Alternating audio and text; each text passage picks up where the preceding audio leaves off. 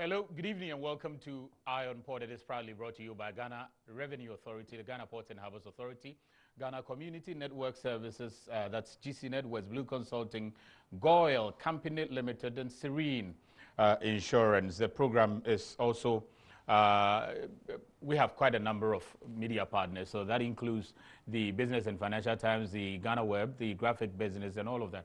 So if you get a copy of the Tuesday edition of the Business and Financial Times, for instance, you should be reading a lot about the happenings within the maritime industry coming from here as well. And also the schedules of the vessels that bring the cargoes that you use in this country to you would also be in that newspaper. The Thursday edition of the Graphic Business has a lot of information on the maritime industry as well. And for Ghana Web, anytime you click wherever on Ghana Web, you should read a lot more about the maritime industry. Tomorrow at 8:30 p.m. on GH1, you should find an abridged version of this program on there. Also at 8:30 on GTV, Ghana Television, on Wednesday, you should learn a lot about this program by seeing the abridged version aired on there. Today, we are going to talk about the coronavirus. We're talking about another virus as well that we've heard about, the Hantavirus. So coronavirus and Hantavirus. And we are saying that in the midst of all these global upsurge and the global viral diseases here and there, how are we coping? What are the costs that we need to count as people? Where are the missing links within particularly international trade, the maritime trade, and all of that? We'll also get a lot of understanding when it comes to viral diseases from the experts who are already seated in this studio. A number of news items happening around the port industry first, and then we'll return. The Ports Management Association of West and Central Africa has stated that port platforms cannot shut down in the wake of the coronavirus crisis because they are critical infrastructures and necessary for the survival of nations and vital to the population and economy. The association, in a communique signed by its Secretary General, Jean-Marie Kofi, has therefore set out stringent health and safety measures to be implemented in all Western and Central African ports in order to preserve workers' health, limit the spread of the virus, and avoid the prolongation of this public health crisis and its economic consequences. Port authorities are to ensure that the measures are effectively implemented within the stakeholders of the port community and provide all the necessary means to protect employees at the workplace. Port authorities are to ensure harbour masters implement these new health, safety and security measures immediately. The following measures are: border restrictions. 1. Crew or passengers on board arriving vessels that have called at ports in mainland China, France, Germany, Iran, Italy, Republic of Korea, and Spain within the last 14 days shall remain on board the vessels during the vessel's stay in port. 2. Crew or passengers arriving from countries other than mainland China, France, Germany, Iran, Italy, Republic of Korea, and Spain who wish to land ashore will be served with stay-home notice. 3. With effect from 31st March 2020, port should cease calls from all cruise vessels. For shipping community: 1. New compulsory maritime declaration of health attached its Singapore Maritime and Port Authority new declaration as of March 20th, 2020. For ISPS restricted areas: 1. Enforced social distancing for port workers. 2. Observing other health precautions for all port workers. 3. Enhanced access control with temperature-taking checkpoints. For port community stakeholders: 1. All stakeholders should take precautionary measures for eligible staff to telecommute. Management of States Interest and Governance Authority has paid a working visit to the Ghana Ports and Harbours Authority to reassure of its assistance in safeguarding the authority's functions at an optimal level of profitability to ultimately serve Ghana's interests. The team was received by the board chairman of the Ghana Ports and Harbours Authority, Peter Mark Menu, the Director General of GPHA, Michael Lugoje, and some senior management staff of the authority. It is important that from time to time, as it is, they come and take a bird's eye view of what's happening in the enterprises and their interests for the shareholders or the owners. Stephen Asamoah Boateng, the Director General of SIGA, stated that new strategies have been adopted by his outfit to ensure that the state interest is protected. He emphasized the new status of his outfit, where they now assume the responsibility of ownership of acquisition, receipt, holding, and administration or disposal of shares of state-owned enterprises and joint venture companies. He encouraged institutions such as the Ghana Ports and Harbours Authority to align with the ongoing new development. From your end, we've been engaged with you on the performance contract negotiation and the signing and the monitoring and its implementation, how it's going. And we are very happy with your contribution and your effort. Indeed, I don't think we have much problem with GPHA. He said his outfit is resolute to ensure prudent management of expenditure by state institutions that SIGA has oversight in order to reduce the burden on government. So that's our job, to look after the expenditure levels and how we manage the risk exposure that the SOEs and others put us all under. And that helps the finance ministry as well.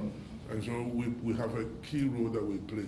The Director General of the Ghana Ports and Harbours Authority, Michael Lugoje, said the Port Authority would continue to collaborate with the State Interest and Governance Authority to ensure GPHA remains afloat in its enterprise. We will continue to collaborate and report, but of course work very hard, despite the challenges we are facing, to ensure that we remain afloat and as profitable as the circumstances will permit us to be. He also revealed that the Port Authority will take up the national call for the use of made in Ghana products for national development. We've taken note of the made in Ghana call.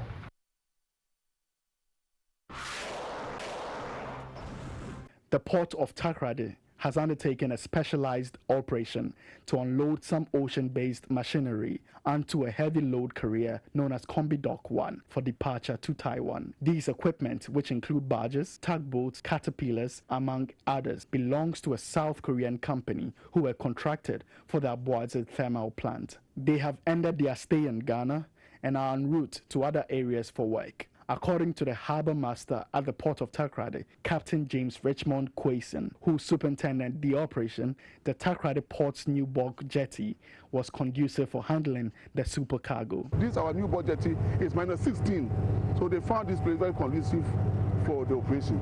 He said the Port of TAKORADI is modernizing and thus open for a variety of activities that would contribute to shipping and maritime for Ghana and the West African sub-region. TAKORADI Port, we are open for a lot of activities.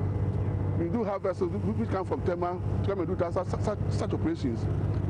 Some vessels bring some other cargo from West African countries. They come here, they sink the vessel, we discharge, and then they go by sea. The captain of the COMBI Dock 1 commended the efficiency of the TAKORADI port for providing a conducive working environment for the vessel's operations. Only positive impression of the port, of the whole operation, quite efficient. Since we arrived, with the help of our agency, Super Maritime, everything was well organized. So we're going on the foreign front, and COVID or coronavirus is everywhere.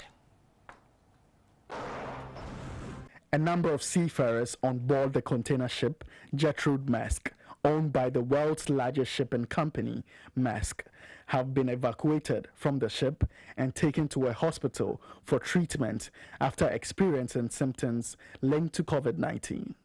A Maersk spokesperson has confirmed that seafarers started showing symptoms on March 23 and were immediately isolated on the vessel.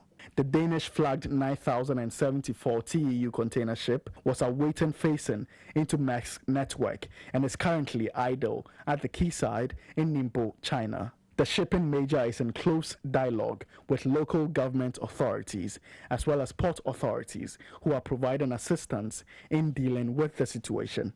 Maersk added that extra precautionary measures will be taken for crew replacement and that sanitations will be implemented. The extension of time at sea for seafarers due to restrictions on crew changes and travel across the globe in order to curb the spread of the coronavirus has left thousands of seafarers stuck at sea. In any given month, around 100,000 seafarers reach the end of their employment contracts and are repatriated, according to the International Chamber of Shipping. The crewing crisis has seen conditions on board vessels deteriorate and is impacting seafarers' state of mind. The seafarers are reporting an increasing trend of non-payment of wages, contract extensions without informed consent, crews being left in foreign states to pay hotel bills and to seek flights home using their own funds.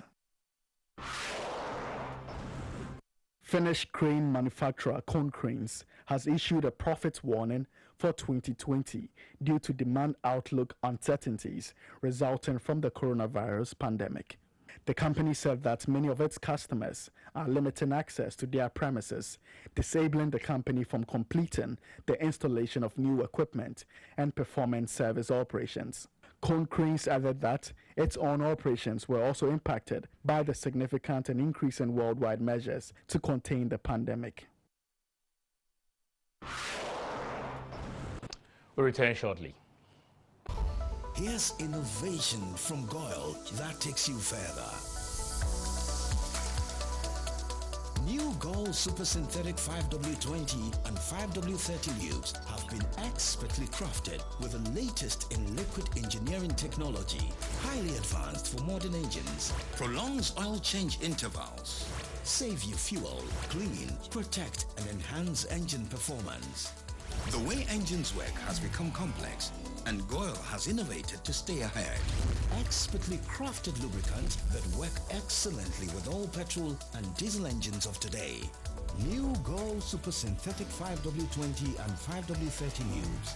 Innovation that takes you further. Goyle. Good energy.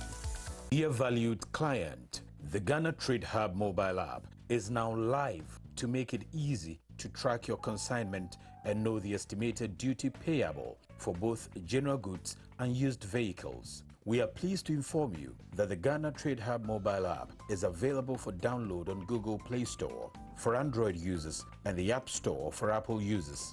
The Ghana Trading Hub mobile app is now live. Download and never be cheated. This is powered by the Smart Ports project under the auspices of the Government of Ghana and the Ghana Revenue Authority.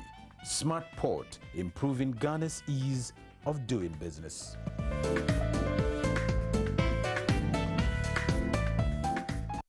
Electricity, then pay your taxes. Yeah. Our taxes, our future. Because you see, without our taxes, we wouldn't have good roads, good schools, better hospitals, street lights, and other very important social amenities. When we pay our taxes, we give our children free and quality education. Talga, my money too small. Why should I pay my tax? Look, small. Salifo, it doesn't matter how small or big your business or income is. You still have to pay your taxes. The little taxes from each and every one of us, when put together, could give your community clean water. Or that deprived school with tables and chairs. Please pay your taxes. It is your responsibility. It is your civic duty. It is the law. Oh, how are you? Hi Yvonne, a few words please. Everyone is talking about the fire at your production house last week. How are you holding up? Has production stalled? No, not at all. My crew and everyone on my set is perfectly fine because I insure with Serene Insurance. As a matter of fact, I've had all my equipment replaced, including the vehicles that were affected. My workers have been sorted out. Even my production downtime has been covered. So it's all good. I have a meeting to attend to, so I have to get going. Sorry about that. Which insurance company did you mention? Serene Insurance, the new face of insurance, a member of First Sky Group.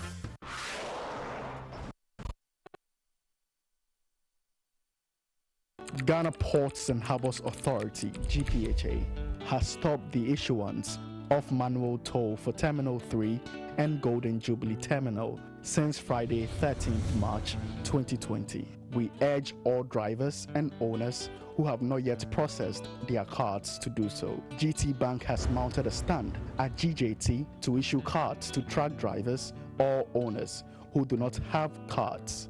Kindly come along with a valid national ID and a passport picture for the registration. These cards are being issued for free and can be uploaded at any GT Bank. For further enquiries, please call 057 609 6178 or 057 323 2384.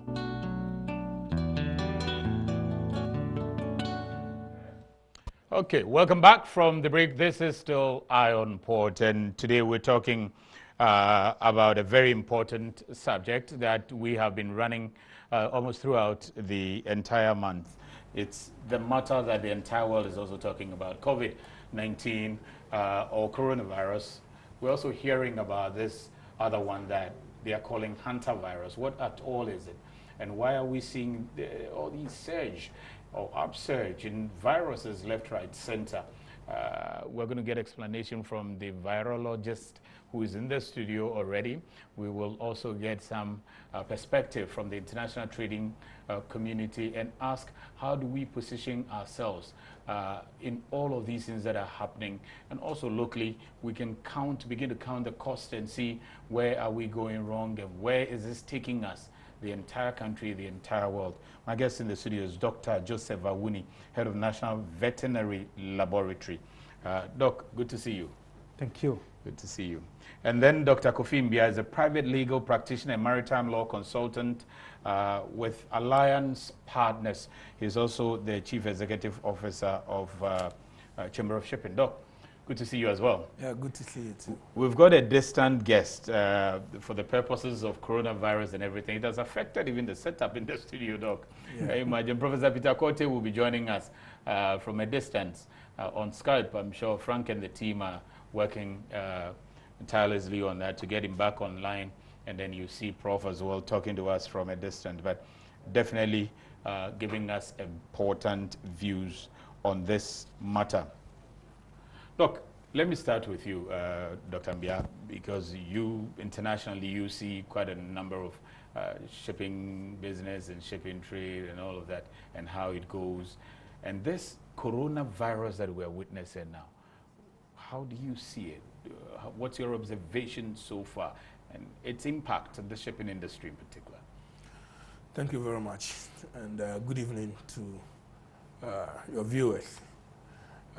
I think that somewhere in December 2019, thereabouts, we heard that this thing had happened in China. You know, in fact, no one took it serious. We all thought that it was one of those things and it would just come, it will pass, and then that is it. Unfortunately, however, it is quite clear that from what the WHO has told us, this is not just an ordinary epidemic. It's grown in exponential proportions, and now it's a pandemic. And today, at the count, over 180 countries, as it were, you know, are affected by this. And it tells you quite clearly that we are in for something which we never anticipated or expected. And the time frame within which it has happened is what has made it really alarming. It's the time frame.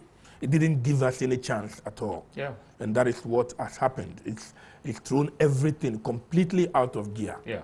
You know, if we were to look at some of the statistics and the things that are happening, it is quite clear that even projections that were made at the end of January, you know, and even coming into February, today they are out of the way because we never anticipated that it would get to this extent.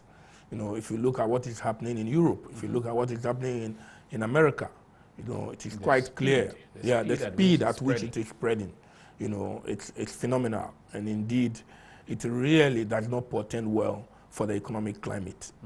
In fact, if you look at UNCTAD, if you look at Oxford Economics, all of them, the figures they are churning out, looking at projections, it is quite clear that unless something really happens, you know, we hear of stimulus packages coming in, etc. Maybe that is the way to go. But otherwise, it's quite clear that we are faced with a recession around the corner. We are faced with a recession around the corner. Let me just announce, though, that we understand that there's a lot of clarity that needs to be made when it comes to port operations, and we're going to ensure that we get all of that to you. We will be speaking to the leadership of Customs, we'll be speaking to the leadership of the Ports and Harbors Authority, and then we will hear from the government as well. The Minister of Information this afternoon spoke, and quite a number of also releases will be following up. We've seen quite a number of releases already in the course of the weekend, one coming from the Bank of Ghana, one coming from the Ports and Harbors Authority, the Ghana Revenue Authority. We'll let you in on all of those so that you have clarity what to do when it comes to port operations getting into tomorrow. So that will come up. But Doc, let me find out, have we seen anything of this magnitude before? Anything of this nature that has hit the industry and even the world that large? Well, maybe we can read something about the Spanish flu, you know. Yeah. Yes. In the 80s? Yeah. In the 81, 19th century, long 19th ago. century. Oh, yeah, you mean the Spanish flu? The Spanish flu, you know. So, but in fact, you know, you have to realize that the world was not as connected in those days as it is connected today. And that is why this time, within a very short period, the virus has spread all over the world. Yeah. All over the world. You know, you pointed out something, I'm sure, I hope that it will be done, because I believe that when it comes to the shipping industry, yeah. you know, as far as the various segments are concerned, if you take stevedoring, for example, you know, there are measures that ought to be taken. And then I'm sure from what you just mentioned, I'm hoping that there will be some clarity in terms of passes, permits, and how they go, what they should do, what they should not do. You know, I've been looking at ports all over the world, and all over the world, all ports have put in place measures to ensure that you would have food, you will have medicine, you will have pharmaceuticals coming into the ports. But almost every port has also restricted the entry of persons and passengers, and they have put in place measures to ensure that there will be proper quarantine as far as passengers are concerned, as far as crew are concerned. I saw the clip you just put over there, and it's not only in China, you know, in Nigeria, some crew also, I was told just this afternoon, you know, on board, they have shown symptoms, as it were, of the COVID virus. And it is not only in these places, and that is why it is important for us to ensure that the measures which we have talked about, you know, and Sami, just to digress a little, you know, we talk about social distancing, and I can't see it among people. Yeah. You know, I can't see it. And I think that as we go on, we should emphasize the social distancing. I mean, Prof here was telling me about at least make sure at arm's length, you stretch your arms this way and then you can't touch the next person. So we have a way of gauging, you know, the distances. And I think it's important to bear in mind that we must emphasize the social distancing. Having said that, let me look at what the International Chamber of Shipping, the International Maritime Organization, the World Health Organization, etc., they've all put in place in terms of guidelines on what should be done. So ports are so important because, in fact, they play a very significant role in the transport chain. So when we take the entire transport chain, ports have a very, very important role to play. Consequently, ports cannot be shut down. Yeah. And that is why when ports did not come out quite clearly in the president's message, people kept asking, you know, is the port exempt, is it not exempt, etc. But I'm glad that the Director General has come out with a statement indicating that the ports are exempt, as it were, and consequently, people can go to work, but then they have to follow the protocols. No, but why do you think that was omitted, if it was omitted at all? Why do you think? Because this is a very critical area of the nation's economy, and definitely you wouldn't overlook that, would you? Well, I know. I have looked. You know, when these things happen, you need to work fast and get all manner of things together. So I wouldn't put any blame on anybody, because I've been looking also at the CI, you know, the EI, the executive instruments, the EI, sorry. And in it, you'll find out that it talks about transport and commercial services. And I try to put it under that, you know, if you like. So but that was equally vague, wasn't it? I do appreciate, but what I mean is that in these situations, you must try as much as possible to see what can I cover under that umbrella. And we think we can cover that. And that is why I believe this afternoon the press conference was held to shed light on some of the dark patches, you know, as far as this was concerned. So I'm happy with the elucidation that was done. Okay. But let us face it, nothing like this has happened in times past. Nothing of this gravity. I see. Yes, nothing of this gravity. You know, all along, when these things happen, you know, within a short time, we try and we get some antidotes. There is a cure here, there is Ebola, a cure that, etc. Yes, you know. And if you take Ebola, for example, somebody had to be, you know, really sick, you know, in order that he can transmit, you know, the virus. This is not the case with COVID. And consequently, that makes it really threatening because it has attacked the very economic structures that the world sits upon. And when those structures are affected, if you take transport, for example, no leg of transport has been spared. You know, from the railways to the airlines to the shipping industry. And when we take the shipping industry as a driver of world trade, it is very significant. Look, there are 4 trades that are very important to the shipping industry: the tanker trades, the dry bulk trades, the general cargo trades, and then the container trades. These are very important for the industry. All these have been badly affected.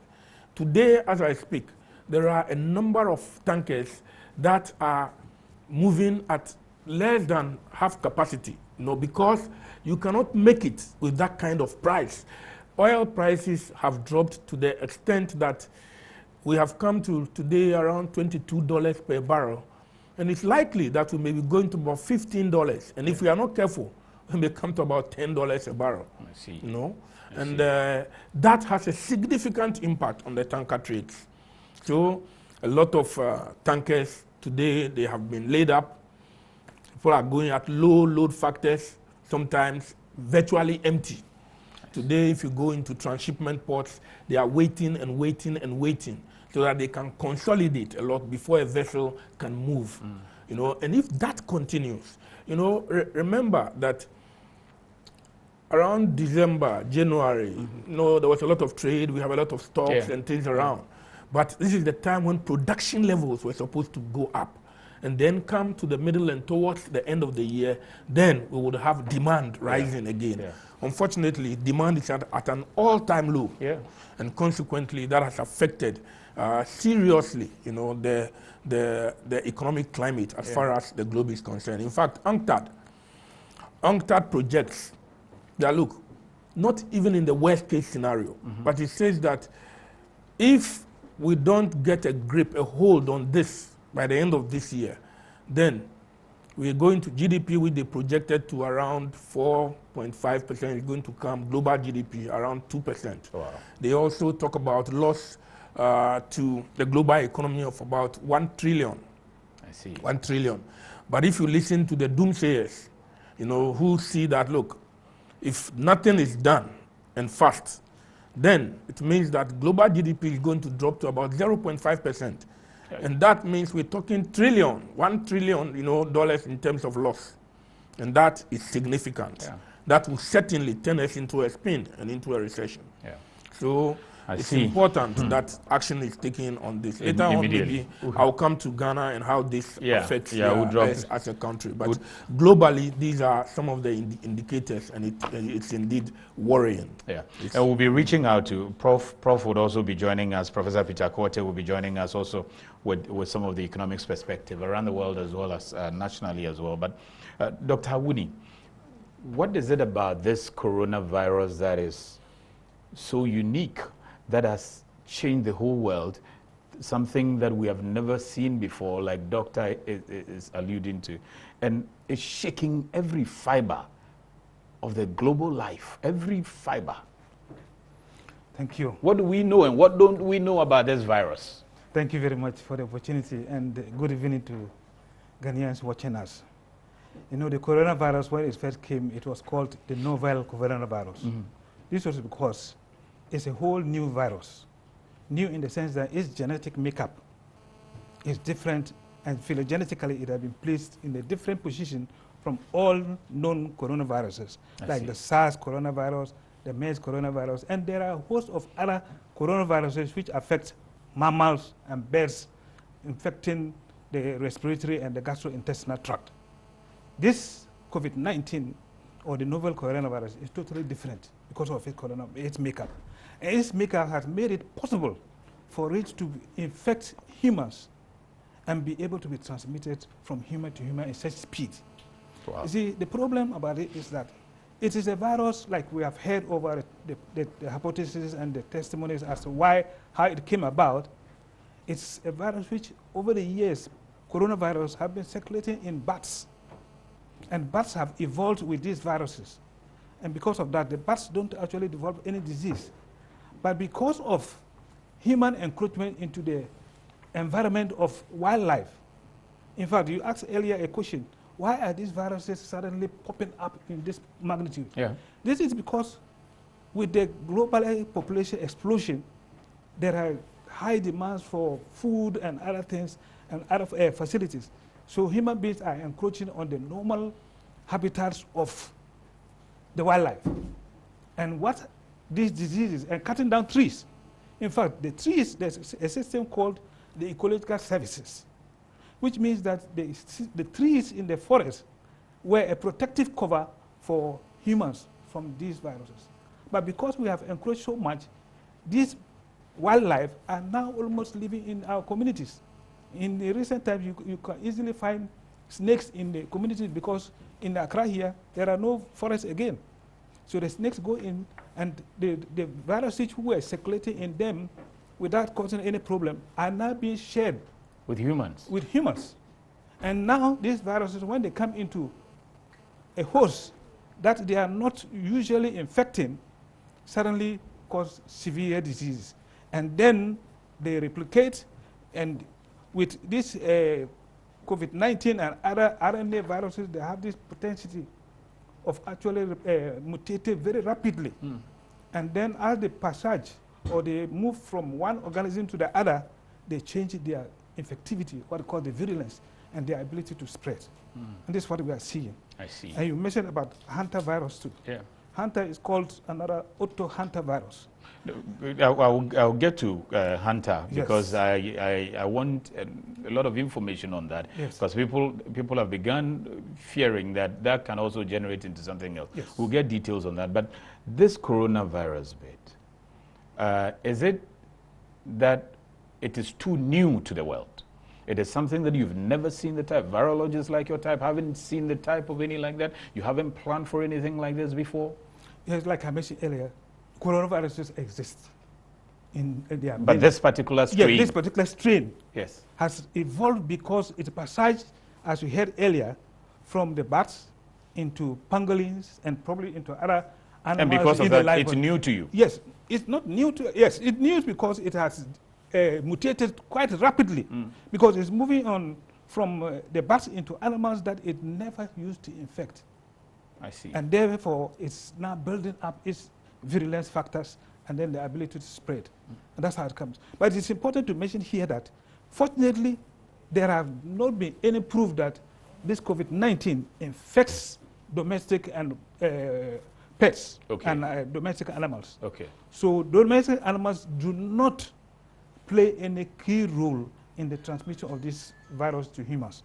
So humans should be very careful, and they should take good care of their animals and pets in the house, because when we come to that too, pets and domestic animals are very important in the livelihood of a human being. Whether we like it or not, we will eat. And it is important that animals, and just recently our veterinary association, veterinary services, and then the veterinary council and the Ghana Veterinary Medical Association have made a press release hinting that the veterinary services will still be on to take care of the welfare of animals. So people should not abandon animals. And yes, we need the animals to take care of it. In fact, now that we have so much depleted the forest and all these wild animals are now trying to cohabitate with us, some of these animals are taking care of us. In fact, in houses that we don't have cats and dogs, you can see that they are always invaded by reptiles, snakes, lizards, and everything. So you should make sure you have these pests in your house. So the pets help? They help greatly. I see. And the domestic animals, as for the farm animals, you cannot live without food. And that's where the role of the vets is important. because we know how to handle this and protect them, the diseases from these animals from getting into humans. Now, Hunter, is it real? It's we real. are seeing social media videos saying that there's Hantavirus already in Yes. China. Is it real? It's real. It is one of the viruses which originates from wildlife.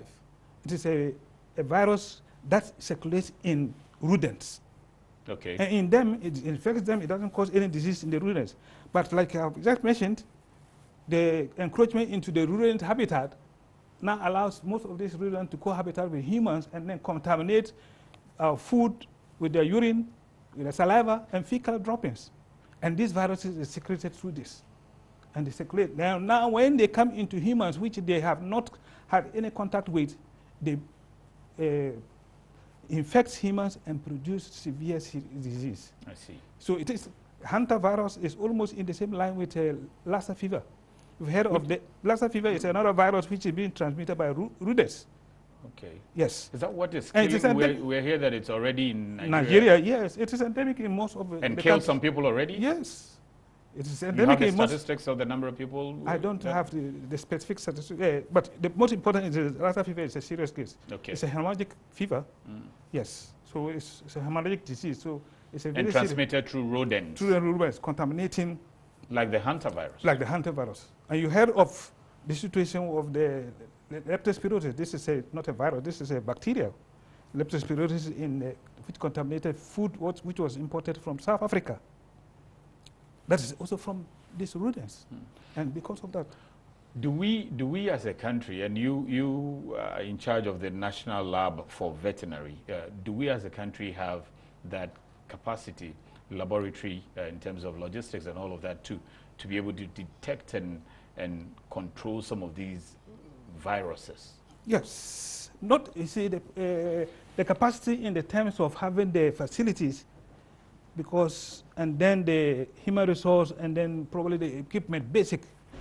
Because like this new virus has emerged, it is not possible for a veterinary services which has so much been constrained with finances. Let me just digress a little. Our budget release for the past 3 years, you'll be surprised to hear that we were given for the whole of last year only 500,000 cities to operate the whole veterinary services of the Republic of Ghana, 500,000 cities. And we used to also rely on our what we call internal generated funds. And we used to get a percentage, about 26, and this was cut down to 13. So in short, the veterinary services have been woefully constrained. So even though we have this capacity, in fact, there are some laboratories here which have what we call biocontainment facilities that can handle viruses of the class of Hanta and COVID-19. These are classified as class 3 or class 4 viruses, depending on the severity they cause in infecting humans and the absence of treatment or vaccines. We have the facility there to handle what? this.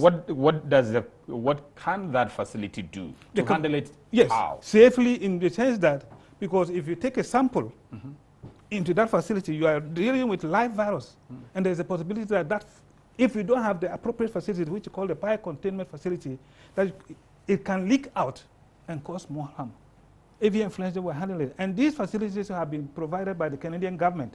If you go to the Accra Veterinary Laboratory, you go to the TAKORADI and Pontamale, we have what we call biosafety containment level 3 facilities. Yes, anybody who is in the laboratory system knows that. This is what we require to handle things like COVID-19 and the avian influenza.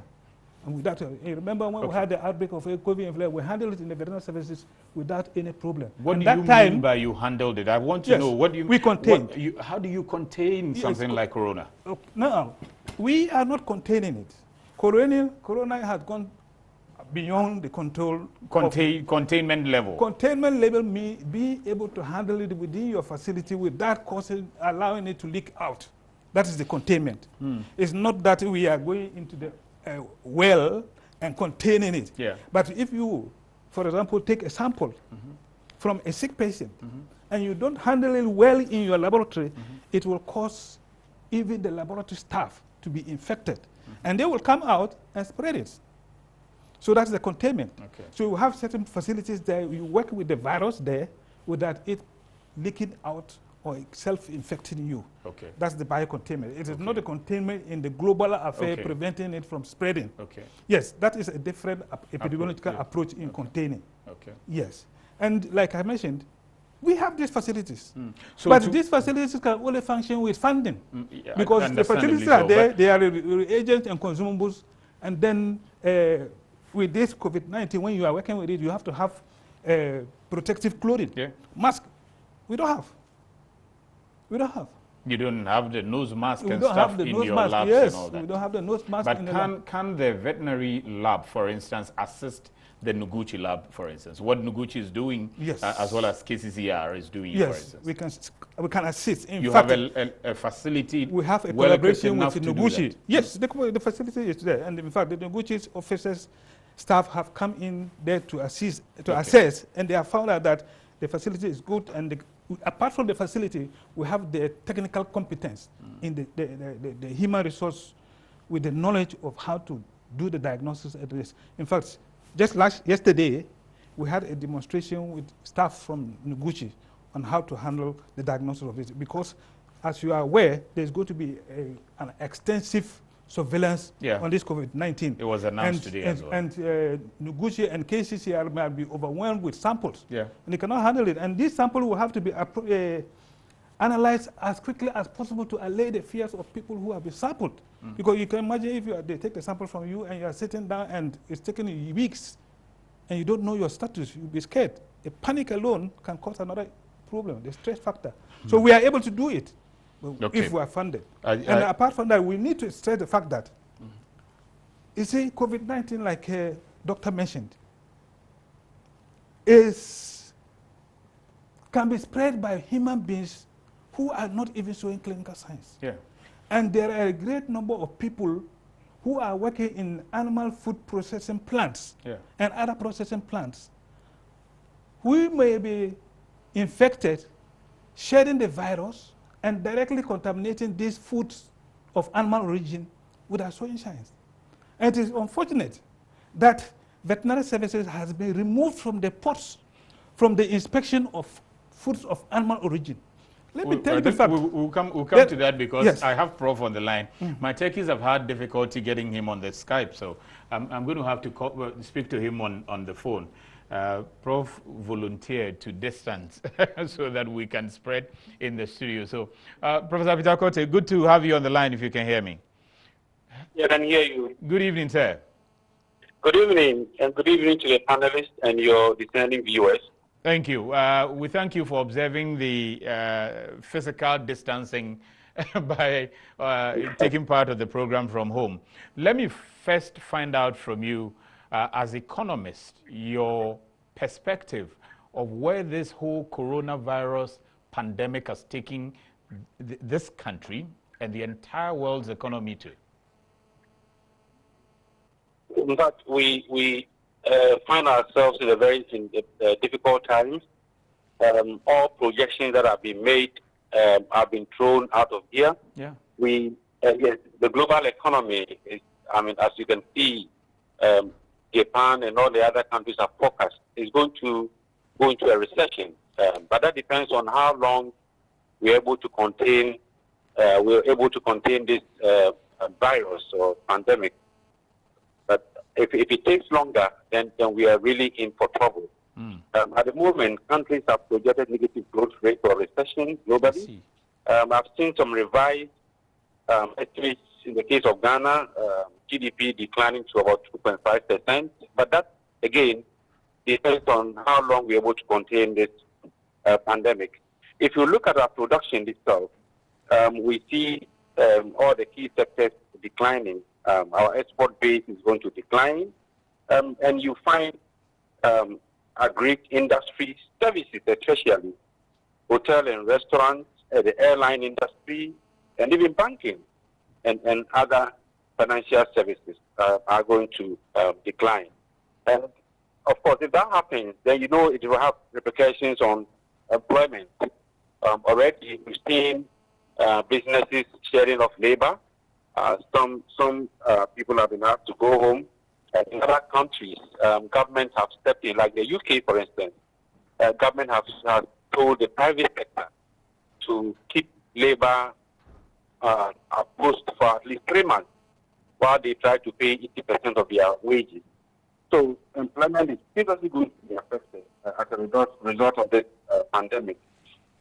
Which government revenue is going to decline. I mean, I've heard Dr. Kofi Mbia speak about the port activities and the vessels, and how container volumes have declined, how port activities have declined. Certainly, it has repercussions on government revenue, and by implication, government expenditure. Yeah. We said this is a year of roads.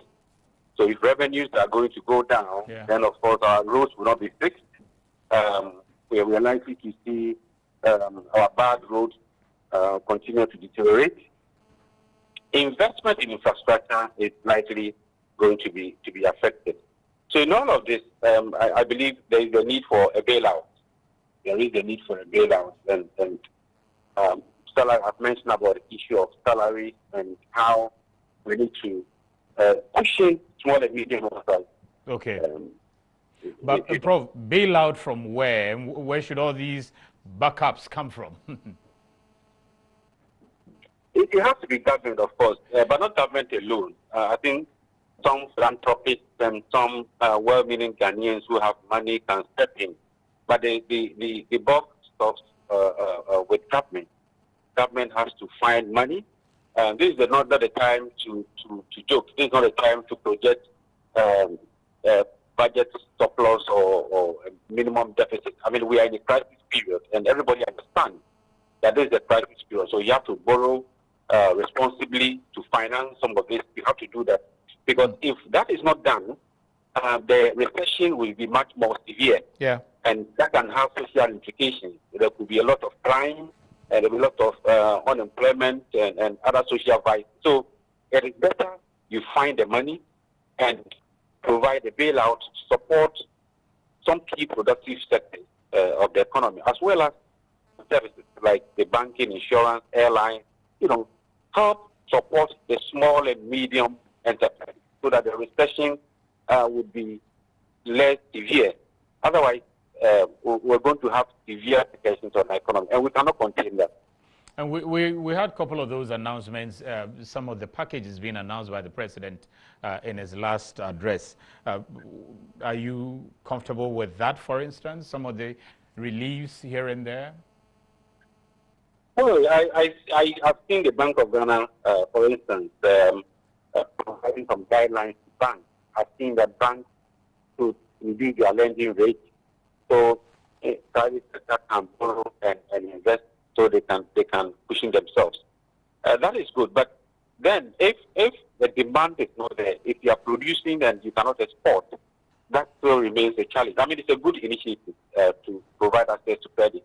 The capital adequacy ratios have been revised.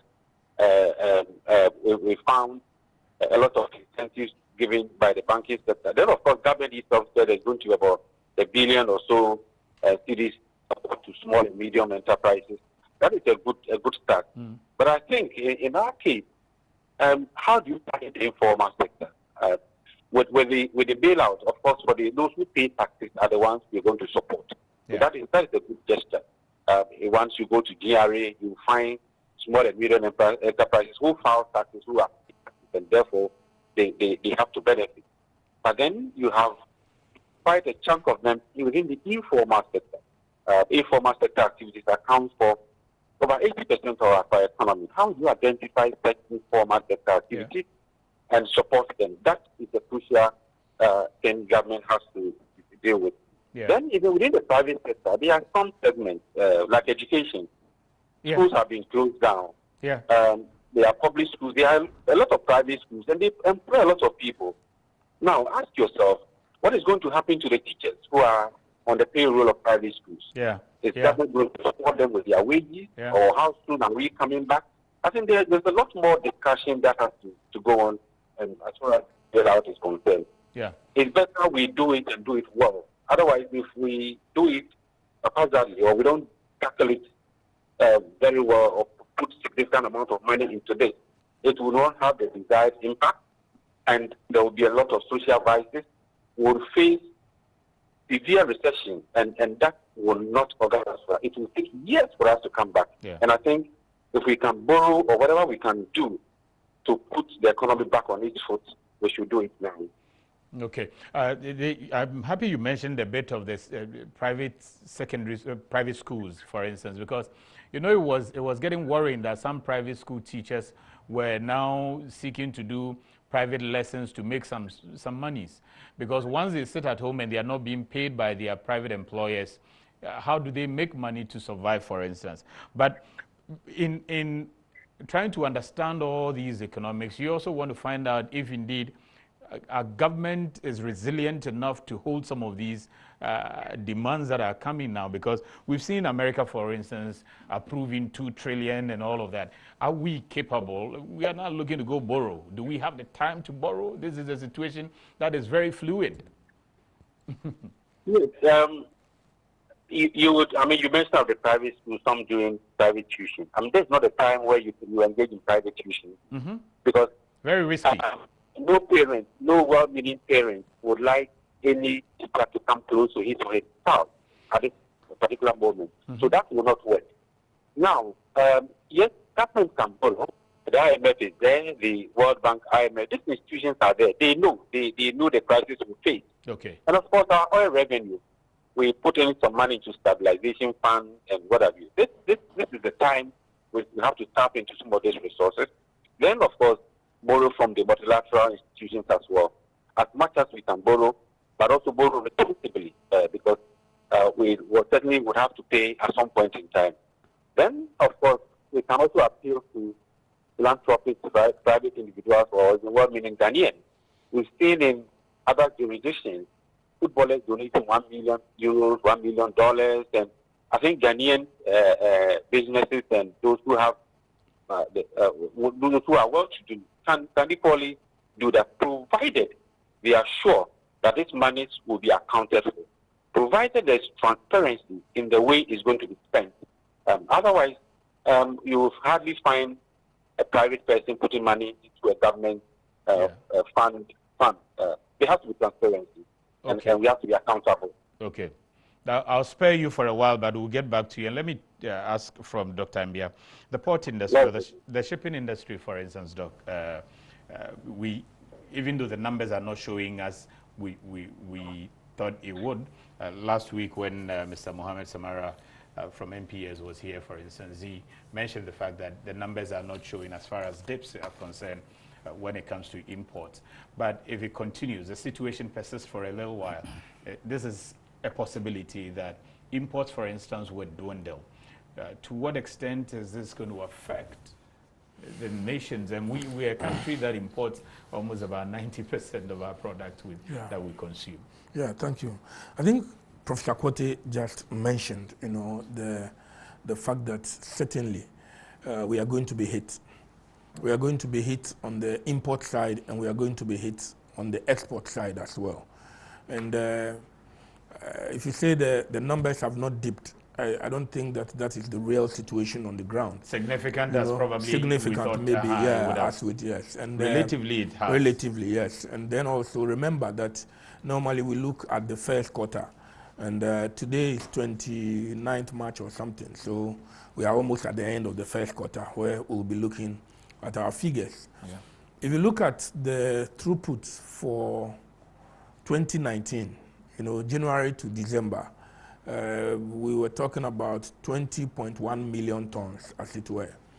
And if you try to look again at the first quarter of 2019, we're talking about 3.5 million tons. One would expect that with the projections that we made for 2020, then by the end of the first quarter, we should see an increase of about 10%, growing maybe gradually to about 12 to 15% by the end of the year. In most countries, in terms of the port activity, the projections which they have done so far, and I like the way Professor Quote put it, it's also a question of time. Yeah. A lot of what we are talking about now are projections to say up to June thereabouts.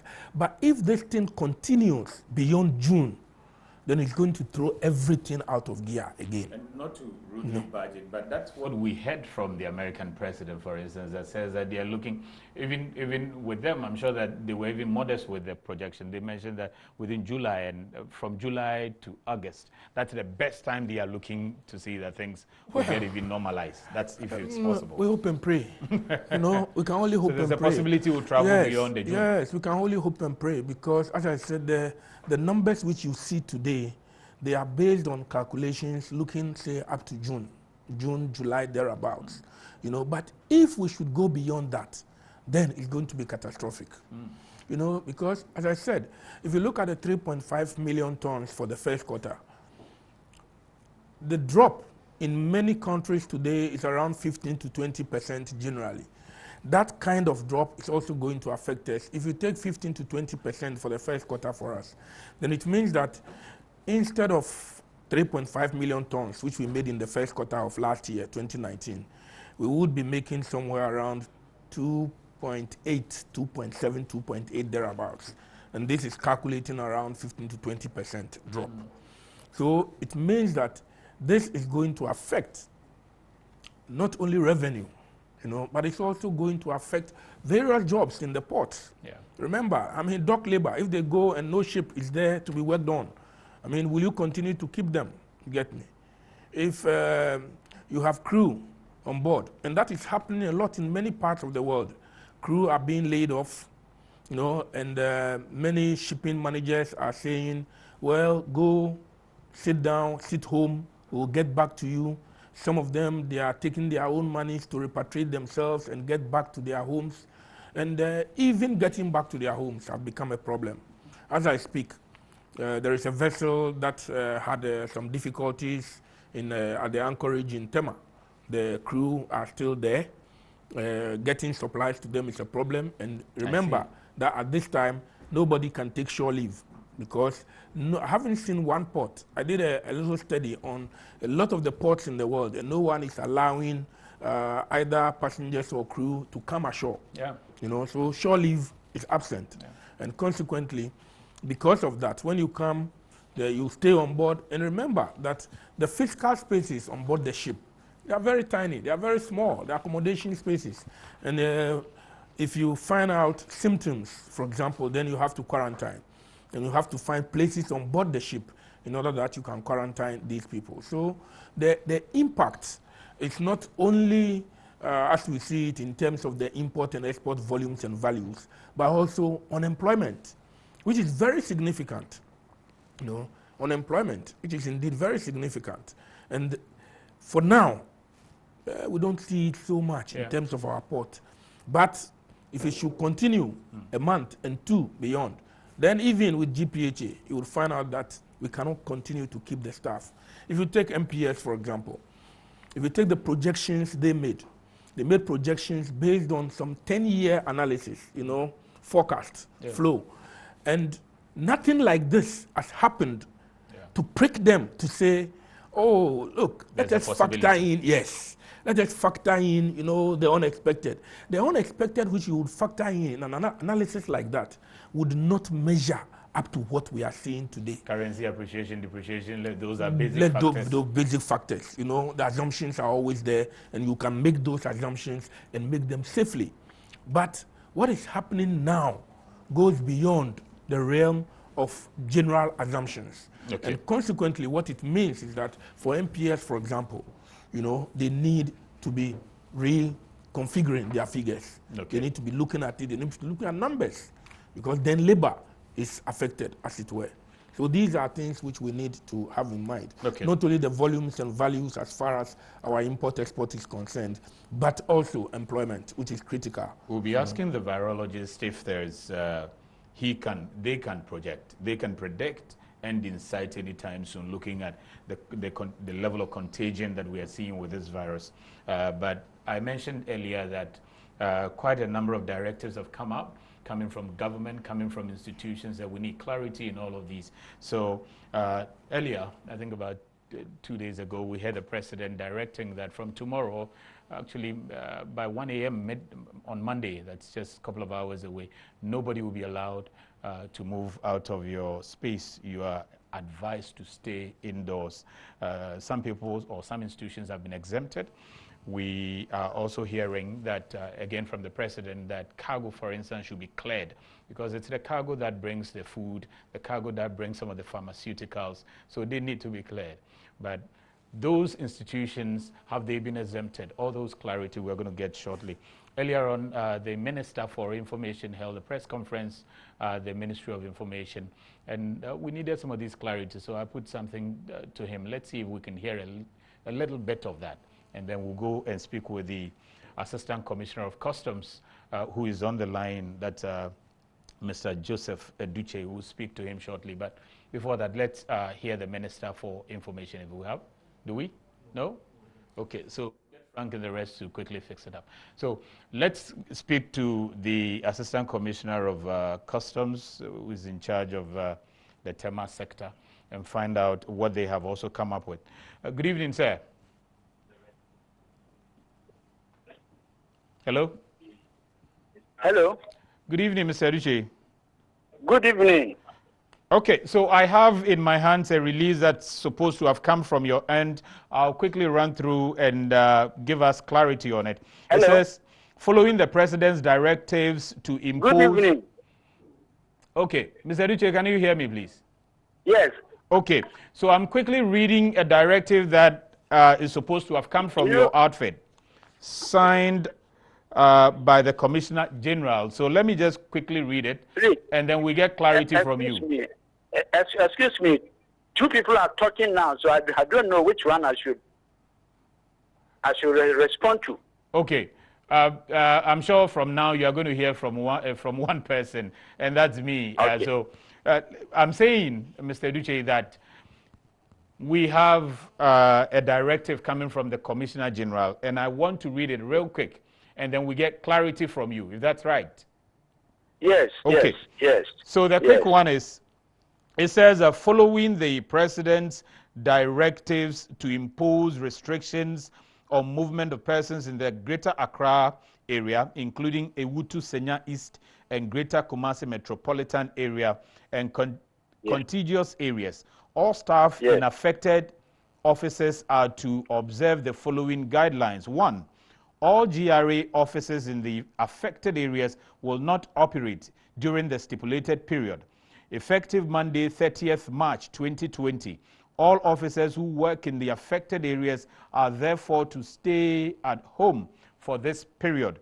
Number 2, all other offices in the regions outside of the affected areas are to continue to report to office, but must ensure that the social distancing directive is strictly adhered to, and all protocols relating to the prevention of COVID-19 that have been communicated must be followed. The third one is all heads of offices within the affected areas are to ensure that their office premises are secured by Sunday, 29th March 2020. They are also to ensure that all equipment, including air conditioners and computers, are properly turned off. Fourth one is security officers in the affected offices are to be on duty to provide the needed security and will be assisted by officers of the Preventive Department of Customs Division. These officers will be provided with official GRA passes to enable them attend to their duties. Official GRA passes underlined. 5, taxpayers will be provided with details of bank accounts and email addresses to enable them pay their taxes through their banks.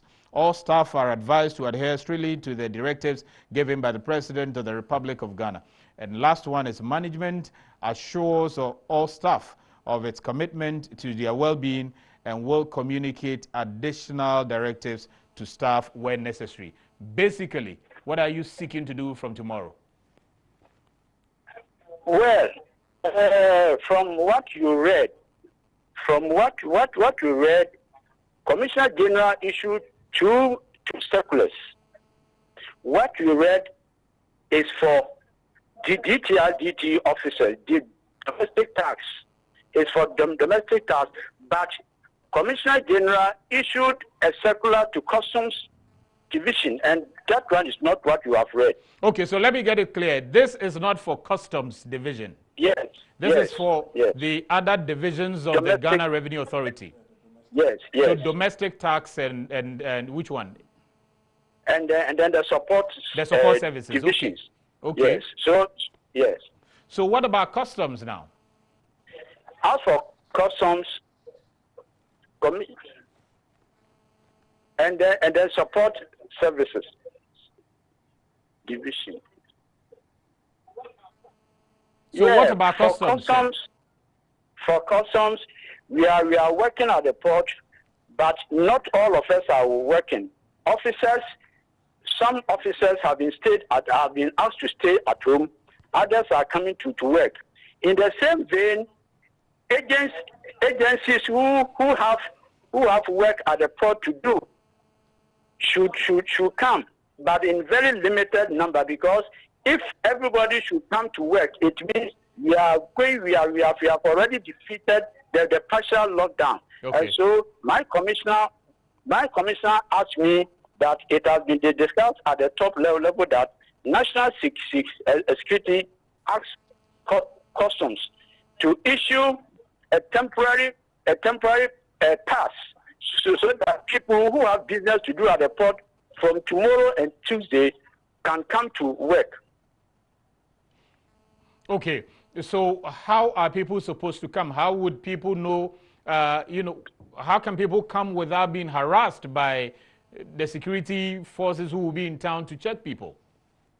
Okay, right now I am in the office issuing the temporary pass, because together with the temporary pass, your ID card will be with you, but you need the temporary pass to indicate to the security agencies that you have a duty to perform at the port. And so by showing them the temporary pass, you will be allowed to come to the port to do business.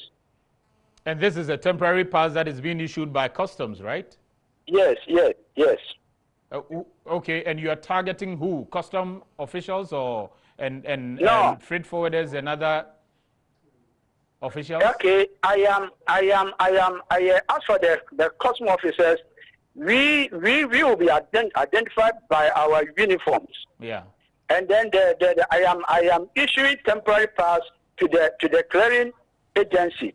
Okay. I am issuing temporary pass to the self-declarants. Okay. In a limited number. Okay. Okay. So between now and tomorrow, if I'm a freight forwarder, for instance, and I want to come and clear a good from customs, pay duty and do all of that, how do I get my pass? Because before I come to your office, I should be able to possess that pass. Yes. Now looking at the situation, I am in the office, and then we are put on the platform that any clearing agent, any self-declarant who have job to do at the port, I am in the office. Come and prove that you have duty to do at the port, and then you will be issued with the temporary pass for Monday and Tuesday, so that from Wednesday the permanent COVID-19 pass will be issued. Okay. Essentially, what you are saying is that from now, right now, as I speak to you, you are asking all those who would have a business to do around the port there when it comes to customs should come to you right now. Yes. Where is your location now? Where should they come to? In the long room, I am right in the office issuing the passes. Until when? When are you closing? You are not sleeping tonight. Up to 1 a.m. when the this will start. So maybe by 1 a.m. Up to 1 a.m. I must leave the office. So I'm running now 70 people. I see. That's a good one. Okay. So I think that is clear enough. Aside the directive, we're going to play that of the minister. Thank you very much, Assistant Commissioner, Mr. Joseph Aduche, for that clarity. So if you are a freight forwarder or you are you have anything to do with customs from tomorrow going, and you need that clearance, he's at the office right now together with his men. Kindly get there and get a pass before you can transact. Get a clearance from the security officers and transact tomorrow going. We're going to make efforts to also get to the Ports and Harbors Authority and get clarity on what is expected from that angle as well. We're also going to play to you the submission that was made by the minister who is in charge of information when it comes to this clearance. But Doctor, while we make efforts to get the leadership of the Ports and Harbors Authority, let me ask you, everything seems to be based on if we are lucky and this thing ends now, if we are lucky and this thing ends before July. We're all hoping for some timelines. Looking at the situation now, can we have some timelines where we can contain this whole thing? Thank you. With an outbreak of a disease, it is very difficult to prognose the timeline, especially in the case of this COVID-19. As I mentioned earlier, it's a novel virus, a new virus. So the human population as at now has no defense system against this virus. So the only way of breaking the chain of transmission of this virus is to adhere strictly to what the experts have advised.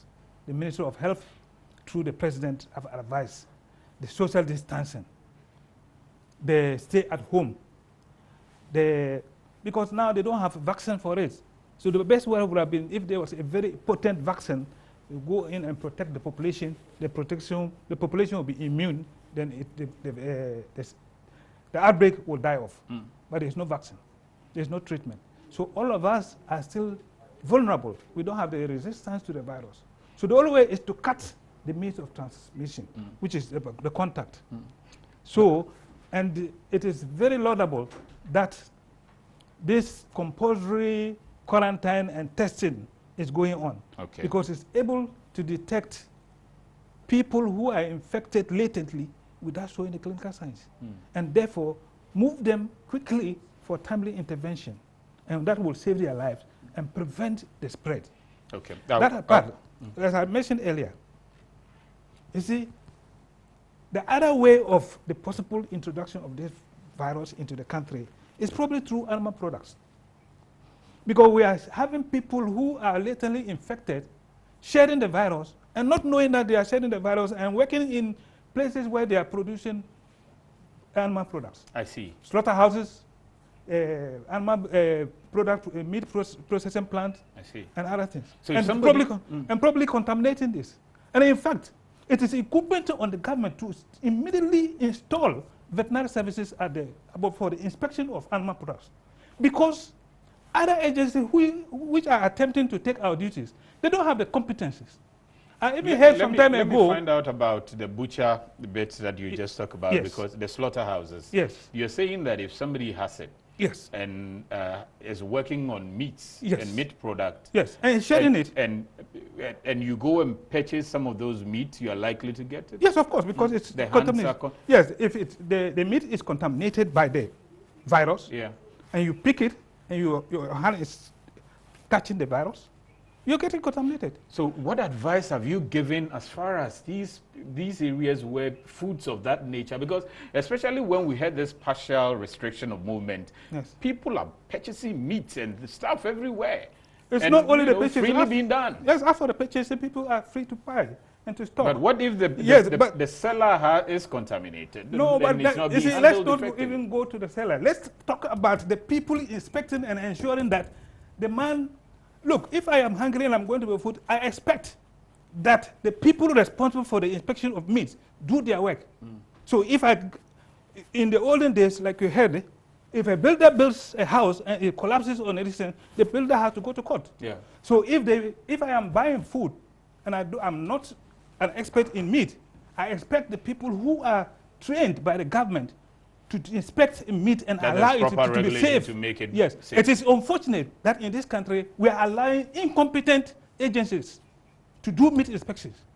In fact, there was a time when people were using smell to pass imported meat products. Smell.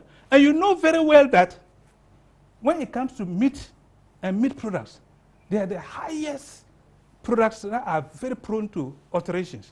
falsification. You heard of the horse meat which was sold in UK as beef burger. It didn't take any other agencies apart from veterinarians to detect that it was horse meat. I'll come and ask you, so at this point, what do we do to ensure that all those are very wholesome in this line? Allow the competent agency, veterinary services, to do it. In fact, if we allow any other person, we are putting the population of this country at risk. I see. There are possibilities of other highly potent, more virulent, and more rapid spreading pathogens to come after COVID-19 because we have depleted the forest to the extent that the wildlife are now freely sharing their pathogens with us. So we'll take care of what to do going into the future to prevent some of these things now that we've seen this. The Director General of Ghana Port and Harbours Authority joins us on the line also to get some clarity regarding the exemptions and then the movement of people when it comes to clearance of goods at the port. We are told by the minister who is in charge of information, for instance, that the Port and Harbours ports are going to be operational. They are opened. And so the staff, or the Port and Harbours Authority operators, as well as other agencies who operate around the port, should be able to go and work. Let's get clarity on how or what they should do going forward. Good evening, Director General. Hello, good evening, sir. Yeah, good evening. Okay, good. So I want to find out from you that from tomorrow, 1 a.m. Monday, we are supposed to observe this temporary restrictions. From the Ports and Harbours Authority and the port operations perspective, what is the way forward? What's going to be done?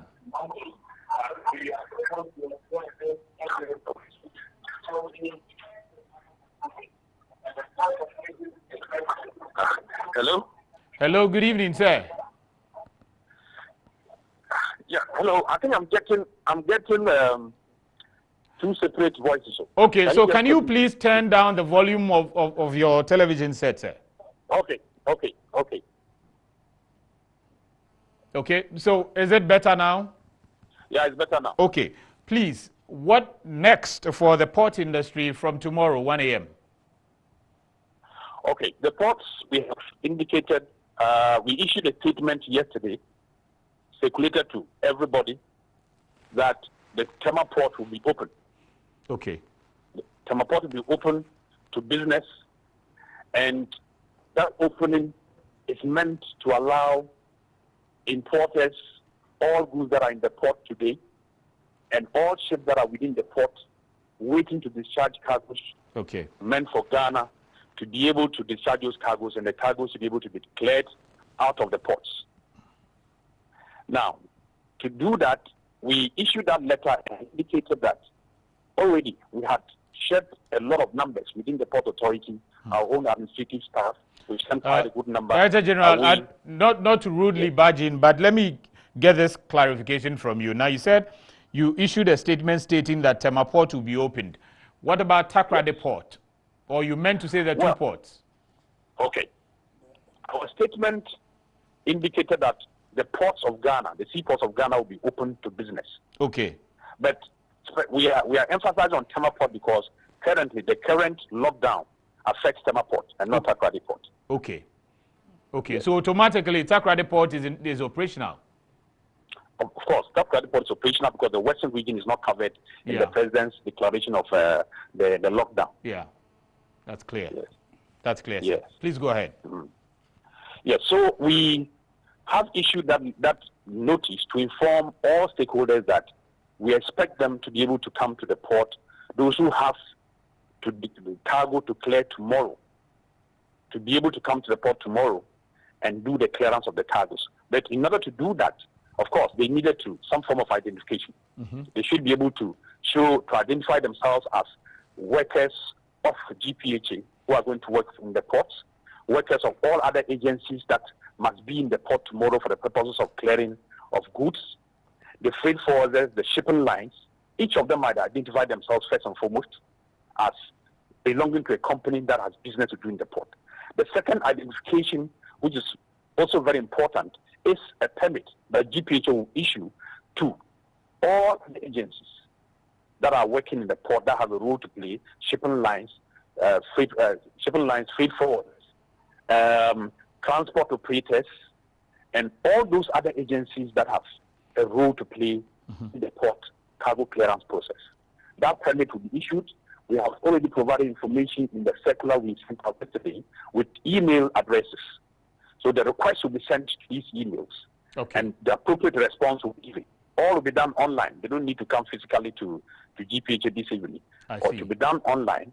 And so far, our staff are in the office right now, and they are responding to some requests that have already come. Okay. But we reckon that because the lockdown is taking effect at 1 a.m. tomorrow, yes, many will not be able to request for these permits and get issued before tomorrow. Okay. So in our circular, we did indicate that we expect tomorrow, for example, to be a very flexible day for those who can show proof, those who have copies of our letter, and they can show proof of identity that they have business to do in the port and they are workers in organizations that have business to do in the port. Our security forces that are in charge of the controls should be able to allow them to access the port to do business. But by the close of tomorrow, we have then been able to appropriately issue all the permits. There's a couple of companies that will get the permits between 9 and tomorrow morning, but many wouldn't be able to get. So we expect that tomorrow, our security agencies that will be in charge of checkpoint controls to appreciate that if any operator has an ID card showing that he works with an agency that has business with the port, that is one. And two, they have a copy of the GPHA letter that we issued. The checkpoint security operatives should allow them to at least move to the port and start their transaction and also go through their application for the permit. Of course, our own workers, all Ghana Ports and Harbours Authority workers, the other agencies like the shipyard, the MPS, container terminal, they all have staff ID cards that they will use to identify themselves as being workers in the port who have to access the port to be able to do their work.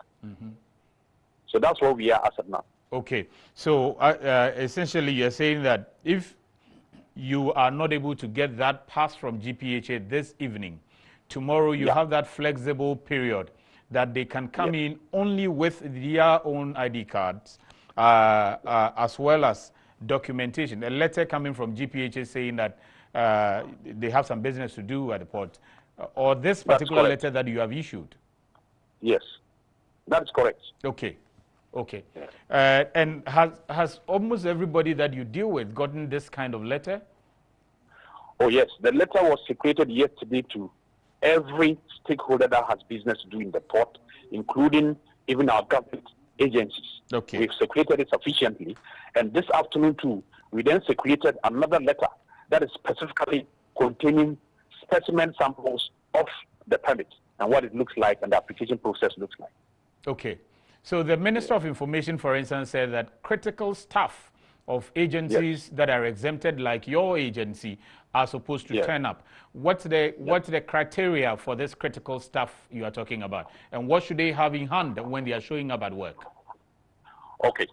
First and foremost, even before the lockdown was announced, Ghana Ports and Harbours Authority had already taken steps to reduce the number of staff that will come to work, and that reduction even took effect from Friday last week, where we had identified all non-core personnel, non-operational staff, those that are not directly involved in the cargo handling and ship handling program, to stay home. Majority have to stay home already, even if the lockdown hadn't been announced. From Friday, majority of the non-operational staff were already scheduled to stay home for 2 weeks. After that, there will be a rotation for them to come back for another group to go back. So already we have done that. So already from tomorrow, it is only a limited number of staff of Ghana Ports and Harbours Authority that are expected to come to work. Okay. So it is only this group that will be showing their ID cards as staff of GPHA to be able to come to work. But not all staff of Ghana Ports and Harbours Authority. And indeed, we have communicated that to the Ghana Dock Labour Company as well. Okay. And they have also cut down drastically their numbers and said that only dock labourers that will have business to do tomorrow in particular should come to work, and they are communicated same to their members as well. The same thing applies to the Tema shipyard. The shipyard company also did the same thing. So all agencies within the port sector were already conscientized about the need to slash down numbers, and many had already communicated the slash numbers way before the announcement of the lockdown. Okay, so finally, the assumption is that almost every staff within the port clearance chain who is supposed to have a business at the port within the next 2 weeks is aware that they're supposed to be there. Oh, yes. Okay. Those who are not supposed to be there are aware that they have to stay home. Okay. And those who have to be there are also aware they have to be at work. Thank you, sir. Thank you very much. That's clear. We appreciate your time. The Director General, Ghana Ports and Harbours Authority, Mr. Michael Luguja. Earlier, we spoke to the Sector Commander of Customs Division of the Ghana Revenue Authority at the Port of Tema. Now, earlier in the afternoon, we also found out from the Minister of Information exactly what they meant or government meant when it comes to the port industry. Take a listen, just a short video, and we'll be back.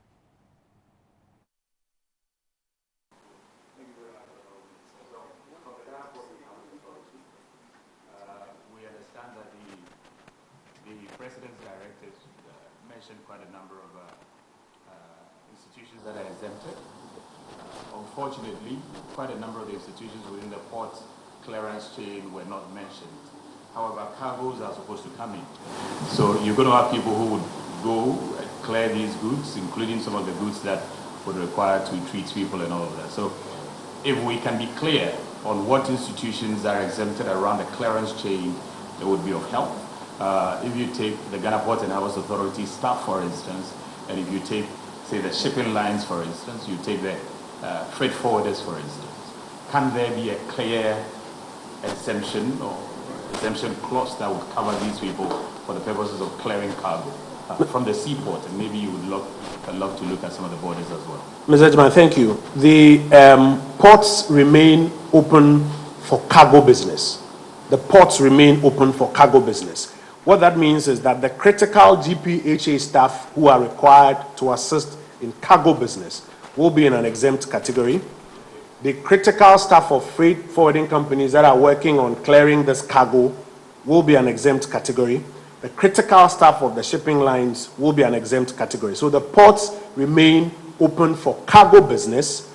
Critical staff of these various groups of organizations that are required to clear some of these goods that are coming in fall in that exempt category. For them as well, we ask them to show their IDs at the various checkpoints across the country. So the identity cards are good enough from the organization? Yes. Not special permits or whatever? There are some special permits that have been developed for some other categories. But for these categories, your staff IDs, if you are from Ghana Ports and Harbours Authority, your critical staff, the staff ID should be able to allow you. In private companies, like some of the freight forwarding companies, we ask the company heads to help us rationalize the numbers at this point in time. Even though you are an exempt category, rationalize the numbers. The critical staff are the ones that we are hoping you would let go, and same applies to the shipping lines as well. Okay, and the last bit of that would be importers who have also imported critical goods, for instance, foods and pharmaceutical products. How do they get them? They would have to. Okay, so I think that point was well made. Dr. Mbia, what do you make of all these contingency measures that are flowing left, right, center? Are you satisfied with them? And does it help us to do our trade as in times like this, in difficult times like this? Yeah, I think it's important to do some kind of categorization, in terms of the ship and port interface, and then you come to the port and land interface, because what we are dealing with now, basically we're looking at freight forwarders, shipping lines, people clearing their cargo, etc. But at the same time, for the ships that come in as well, when you take stevedoring, for example, what do they have to do? In guidelines that have been provided elsewhere, I've been looking at a number of ports, what are the requirements from port health in terms of temperature taking, temperature reading, in terms of the documentation of the crew on board. At every point in time, what temperature readings have you gotten for them? So that when you get into the port, all this information is readily available to the port to enable them make an assessment, of how to come into contact with even the master on board. Yeah. The social distancing we are talking about, it should reflect in all of these places. Mm-hmm. When we talk about the harbor master, we talk about a pilot going on board, etc. All of these things must happen. And then we come to the port and land interface. That is where you have mentioned the freight forwarders, the shipping lines, etc. And they'll be working cargo. Mm-hmm. And sometimes operations have its own challenges, its own difficulties. But I am hopeful that the Ghana Ports and Harbours Authority, from what Michael said, the Director General, they have put in place appropriate measures. You know, the thing that I look at in terms of the economics of this is what we mentioned now with respect to, if you like, rotation or critical staff. We should be mindful and we should pray that this thing does not continue. Because what you see as temporary today, tomorrow may turn into a permanent situation. And that is... What do you mean? I'm talking about reduction in staff. Reduction in staff. Today, you know, we are saying that you go for 2 weeks and the other will come for 2 weeks. We can do that for now. But if this situation persists, empty berths, no vessels are coming in, your cranes are standing idle, all of that is costs. And consequently, somebody has to meet that cost. It becomes imperative that the first thing that will be done is to shed labor. So that's what I'm saying. What we are seeing today, we should pray that within a certain time frame, we can deal with this menace, this COVID-19 virus. If we are able to do so, then we will not translate this into a permanent situation. Other than that, what we are seeing today would reflect eventually in some form of permanency, which would mean a reduction in staff in these areas. Even though you are not a scientist, I'll come back as we're wrapping up to you to find out if what can be done as far as sharing ideas with the scientists and all of that to see how best we can all contain this. If we can't probably contain or deal with eradicating the virus entirely as a country, how can we control it? The measures that government so far has announced, can it control this and contain it in a certain area that it won't become too serious to that extent where we have to make people unemployed and all of that? And Doc, that is where I'm coming to you on. At this moment where we have reached, where we are now, without looking at the problems we have created probably in the past, which is a problem to us now, how can we assist the current situation to deal with this pandemic? You know, Noguchi is doing its best, testing a lot of people. KCCR is doing its best. How do you think this can be contained now? Thank you. In fact, we need to congratulate the government for the imposition of this compulsory quarantine of the large batch of passengers who entered the country, and the testing, and then especially the expanded surveillance and testing to quickly determine who is infected and who is not. Because as you are aware, the number of confirmed cases in Ghana here are mostly, over 90% are from outside. Yeah, and they recently confined and then quarantined and then tested passengers.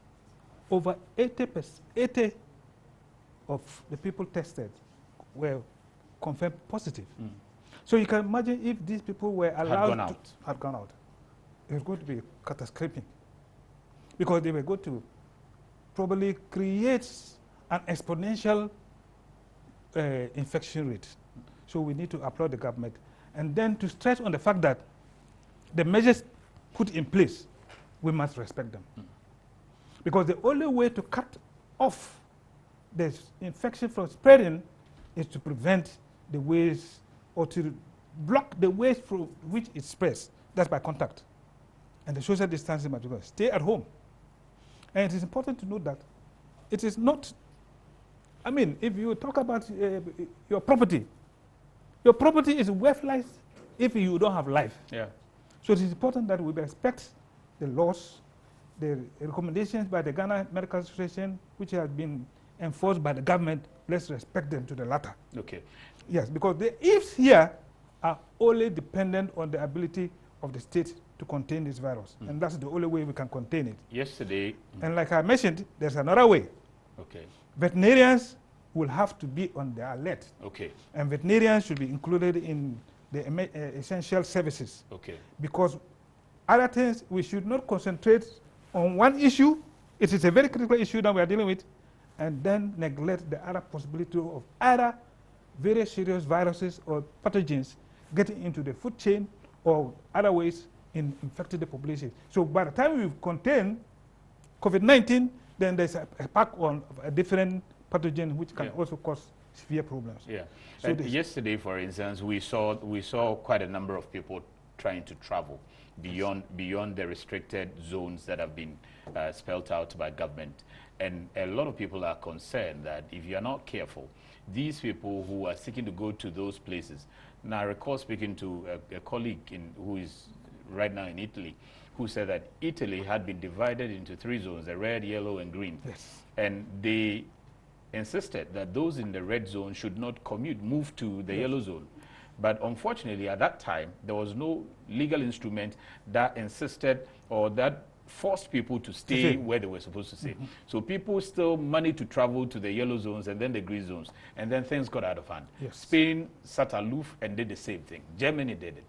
And we announced restrictions, and then we give 2 days room, and within that 2 days, a lot of people are traveling. Yes. How do we... That's the danger. How do we And these are people who are traveling. You don't know their status with respect to this. So how do we manage? Now it has already taken place. I don't want to look at even what we've done wrong in the past or what we could have done right. Yes. But now that has taken place, what would you advise? The advice is that in other places where the disease is not has not picked up, because it's almost picking up, because recently we have had almost 10 cases confirmed in the northern region. And you never know how these people travels into the northern region, the number of people they infect. In fact, I would have insisted that the total lockdown should be countrywide, at least for 14 days. And then we as Ghanaians, we must learn from the other countries. The lockdown does not mean that we should just sit back. Look, we should be Ghanaians, and we know that Ghanaians are peace-loving people. We are very hospitable people. So now what should they do? So now, Ghanaians in the lockdown should help other Ghanaians. To do what? I mean, you are in the house. If you look so stay home. Stay home. Okay, good. Stay home, and not only stay home. I mean, there are people who might be distressed in your vicinity. Try to reach out to help people, not physically. Okay. Yes, you could see in Spain, people were doing instructors of physical education. Were on the streets, and people were on their balconies. Yeah. Yes. Okay. To ensure that people are not confined in their homes and they are stressed. Okay. Yes. I'll take the last bit from you later, but let me take the last bit from Professor Peter Korte, who is on the line. Prof, thank you for staying on. Now, I'm going to find out from you the fears of Dr. Kofi Mbia. Assume that we are not able to see light at the end of the tunnel, let's say the mid-year. By June or July, the fear is that it may be something we cannot contain economically and all of that. At this point in time, what should we be thinking or be doing? I think Dr. Mbia's concerns are legitimate. We are hoping that in the next 2 to 3 months, we'll see the end of this. Maybe a vaccine will be developed or we'll be able to contain this pandemic or virus. However, should it extend beyond the 3 months, maybe June, July, as I mentioned, a bailout still is something we need to do. Government should plan for something, such a situation. I don't think we should wait till it happens. There should be a plan B to support the private sector, because whether we like it or not, when it happens, lots of jobs will be lost. Yeah. And I don't think this country can hold that situation. We can withstand massive job losses. So a bailout, we cannot run away from that. We should try and support the private sector especially, so that the effect of this will be minimized, as I mentioned earlier. I think we ought to follow the health protocols. I mean, we should intensify the testing and all the things that are advised by the health experts. That is very critical that we do that. One area I see some advantage in terms of this is for us to rethink and stimulate domestic production, especially some of the import substitutes. Yeah. We have rice, we have pharmaceutical products. Yeah. Some of the PPEs itself, our pharmaceutical companies should start producing more of those items. And many other sectors where we think we have the capacity to do so, we should begin to produce more and consume more locally made products. This is the time we have to realign our taste to local produced items. If we do that, even if it stands, God forbid that we go beyond 3 or 4 months, at least we have a buffer. We have a fallback situation where we can rely on domestic production to do so. And I could also talk about the private sector itself. Whatever support we provide, let's not forget the private sector. We can also tap into the private sector resource when we put up a fund that private individuals can contribute into the fund. Even some workers can even accept a pay cut. Government workers, I've seen the president take the first move that he's given us 3 months of his salary. I think there are many other people who will be willing to do this, but on condition that it is transparent, you're going to be accountable, then many things I know will contribute towards this fund. Okay, but the part I want to ask before I let you off the hook is, how do we produce now that the virus is just scaring everybody? Companies are even closing, employees are being asked to stay home. There's a lot of staff rationing left, right, center. In the midst of all of these, can we still produce locally so that where we have a problem importing, we can back up with our locally produced products? Yes, I see this partial lockdown as a temporary situation. I don't foresee us continuing to lock down. You don't think we can get to a full lockdown where we have a nationwide already that's been proposed? I have read the WHO's guidelines on what we should do, and I don't think I saw a lockdown. Perhaps it may have changed. I don't know. Okay. But I think a partial lockdown, or it's going to be a full lockdown, not for too long, maybe 3 weeks maximum. Then we get back to work. Okay. Within the 3 weeks, you have a strategy to contain the virus. Yeah. Just isolate people, just quarantine people, and then when we come back from the lockdown, we should go back to work. If we need to everybody should wear a nose mask with gloves and apply all the the hygiene conditions. Yeah. Look at China. China, everybody, when they came out, they all wearing masks, they all producing. Yeah. The construction industry has started booming. The manufacturing industry has started booming. So, they don't mean there's no COVID-19 in China, but they are back to work. Yeah. I hear Trump also arguing by April, by Easter, he wants America to be back to work. I don't think we should continue staying at home and continue isolating ourselves. Otherwise, the effect of this virus is going to be dire. It's going to be severe. Yeah. Let's quarantine. Let's know. If there's any domestic infections or social transmission, let's try to control that. As soon as we do that, let's get back to work. Let's have the protective gear, and then we move our economy back on track. Thank you. Thank you very much, Professor Peter Korte, for joining us on the line. And we also appreciate you self-distancing, physically distancing, and talking to us from that side. The Director of Institute of Statistical, Social and Economic Research, University of Ghana, Professor Peter Korte. We appreciate your time. So, Doctor, as we wrap up with you, what if that we are all dreading, what if we go beyond the next 2 months, let's say June, and we still have this kind of situation? It may not be escalating the rate at we're seeing things, but what's the advice you would recommend? Yes, thank you very much. I think Professor Korte, economic professor, he gave a lot of the economic things that ought to be done, and I think that I do appreciate. Earlier on, I have been a proponent of stay at home, and in fact, I almost didn't come for this program. I know. Because in the house, when you came in, you had your mask on tight. In the house, I've told everybody, stay at home. Yes. That's all, stay at home. I agree with those who say when you stay, the virus stays. Yes. So I was looking more at, desperate measures, because we are in a desperate situation, honestly. But I do also appreciate what people have said with respect to, no one size fits all. Yeah. And homegrown, we must look at homegrown solutions as far as lockdown is concerned, etc.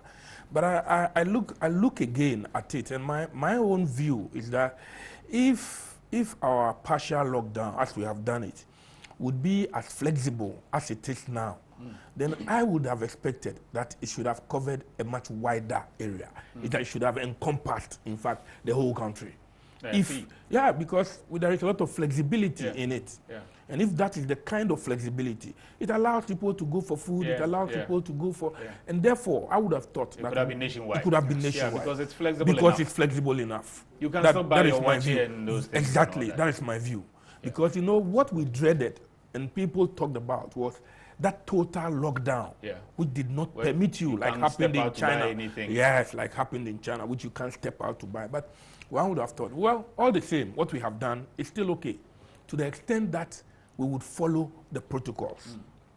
We need to, especially, as I said, I look around, as I was driving here, social distancing. People don't seem to understand what we mean by the distancing. I see people still very close together. Up to today, I'm not a scientist, but up to today, I can tell you that they are not too sure on all of the modes of transmission. Whether airborne, this aerosol, this aerosol thing, it could be real. Because, the speed of spread is phenomenal. And obviously, it can't be just by touching things people are washing their hands. Who said Italians don't wash their hands? But you see quite clearly that there is something beyond it. And that is why I think that the social distancing must be emphasized.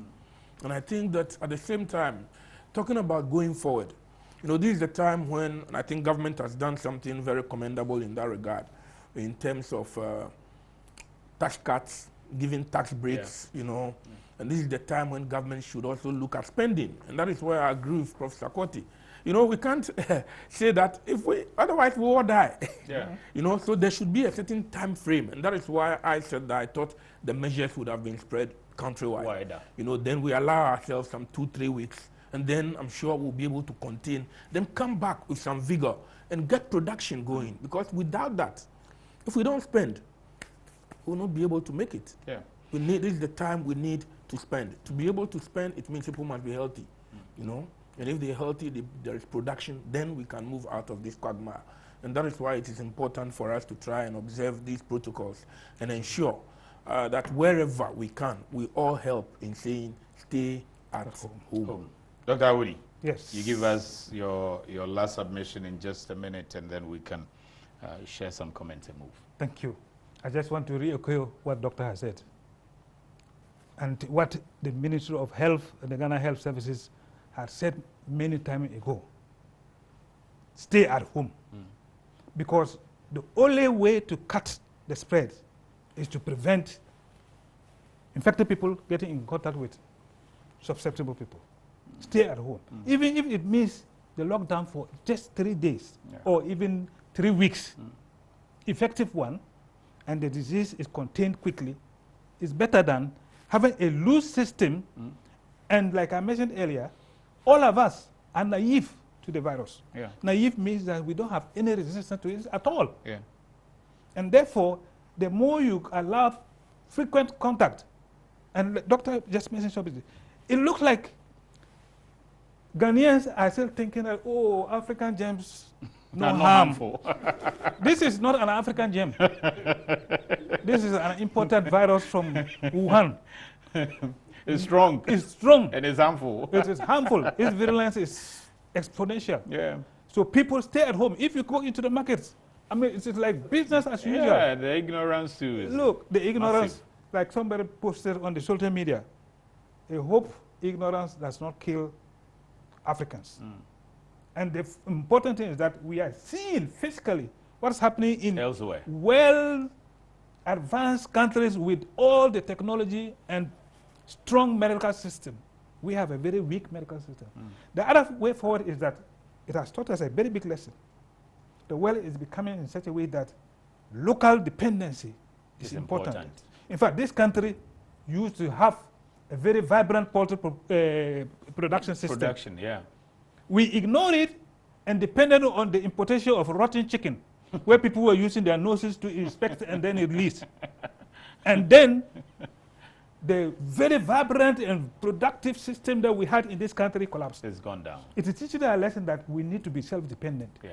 So we should go back and reinforce our systems. And produce a lot more. And allow competent authorities to do what they are doing.